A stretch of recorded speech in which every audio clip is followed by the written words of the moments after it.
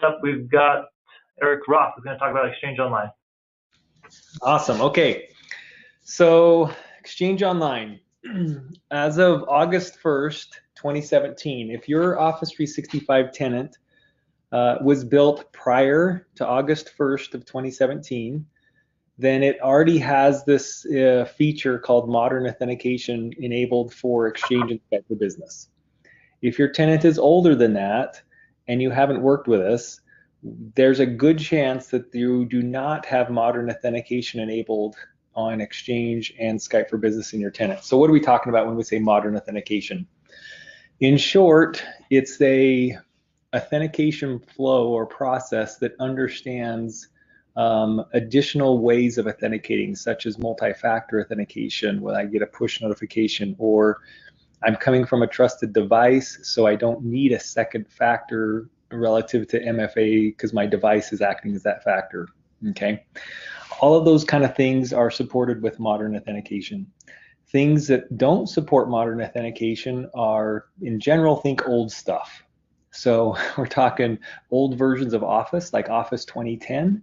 If you are on Office 2010 and you're using Office 365 services, you cannot do Modern Authentication.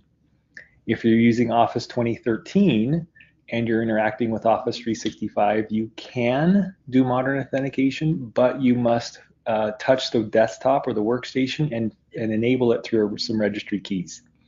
Okay, so what Microsoft is doing is they are going to be, quote, soon. My favorite word with Microsoft is soon. I can't tell you when, but soon.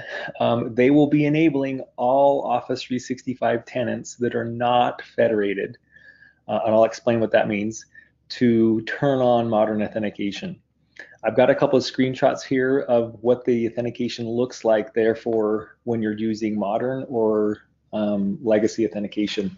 The new screenshot in the front looks like a little mini browser interface. It's got the logo. That should be your company logo. If your website or if your Office 365 tenant is not branded, we should talk. And you get a authentication. The old legacy authentication is what that box in the behind that looks like, where you kind of get a little pop-out authentication and you have to type username and password. It has no clue what device authentication is or what multi-factor authentication is. It's classic basic authentication. Okay, so this will affect Office 2010 and 2013 clients. I mentioned that. If your tenant is federated, what we mean by that is that when you go log into Office 365, you get sent away to another authentication service. The most common use case there is Active Directory Federation Services, ADFS. If your company, and anyone on the planet can figure this out. You open like a private or incognito browser, go to portal.office.com, type in blah, blah, blah at company.com, your company's name, domain name, and see what happens. If you get said redirecting to your identity provider or external authentication, you're using, quote, federated authentication. So if you're doing federated auth, this won't be turned on for you, but if you're not using password hash or pass-through authentication, you will be getting Modern Authentication enabled soon with Exchange and Skype for Business. And that will affect the end user's experience with how they interact with Exchange Online and Skype for Business Online.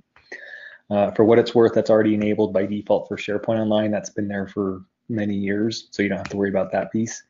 But those are the two big ones that are now, Microsoft is going to be flipping the switch for you. Okay, so that's an update on what is coming soon in that context. So